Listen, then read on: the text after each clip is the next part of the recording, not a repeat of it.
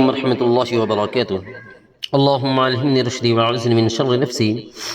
آج سامعین و ناظرین کے لیے ایک واقعی کو پیش کیا جا رہا ہے کہ امام قرطبی رحمۃ اللہ علیہ نے سند متصل کے ساتھ ایک واقعہ امیر المؤمنین مامون کے دربار کا نقل کیا ہے کہ مامون رشید کی عادت تھی کہ کبھی کبھی اس کے دربار میں علمی مسائل پر بحث اور مباحثے اور مذاکرے ہوا کرتے تھے، جس میں ہر اہل علم کو آنے کی اجازت ہوتی تھی۔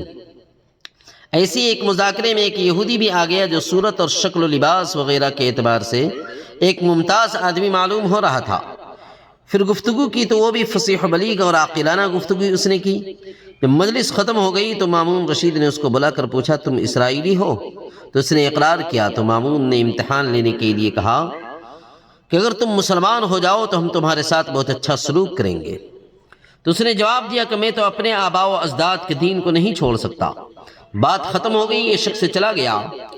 پھر ایک سال کے بعد یہی شخص مسلمان ہو کر کے آیا اور مجلس مذاکرہ میں فقہ اسلامی کے موضوع پر بہترین تقریر اور عمدہ تحقیقات پیش کی۔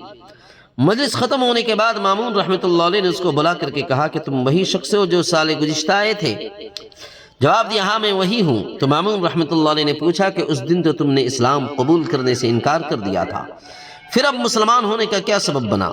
تو اس نے کہا کہ میں یہاں سے لوٹا تو میں نے موجودہ مذاہب کی تحقیق کرنے کا ارادہ کیا۔ میں ایک خطاط اور خوشنویش آدمی ہوں، بہترین لکھتا ہوں، کتابیں لکھ کر فروخت کرتا ہوں، اچھی قیمت سے فروخت ہو جاتی ہے۔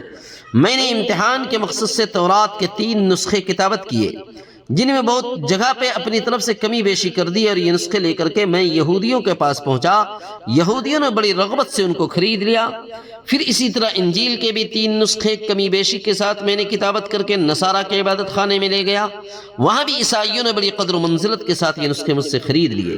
پھر میں نے یہی کام قرآن مجید کے ساتھ کیا، اس کے بھی 3 نسخے عمدہ کتابت کیے، جن میں اپنی طرف سے کمی بیشی کی۔ لیکن جب اس کو لے کر کے میں فروخت کرنے نکلا تو جس کے پاس میں پہلے گیا اس نے دیکھا کہ صحیح بھی ہے یا نہیں۔ جب کمی بیشی اس نے دیکھی تو اس نے مجھے واپس کر دیا، نہیں خریدا۔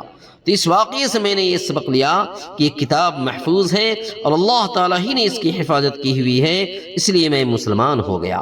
وہاں سفیان ابن عیینہ رحمۃ اللہ علیہ سے میری ملاقات ہوئی تو یہ قصہ ان کو سنایا تو انہوں نے فرمایا کہ بے شک ایسا ہی ہونا چاہیے، کیونکہ اس کی تصدیق قرآن کریم میں موجود ہے۔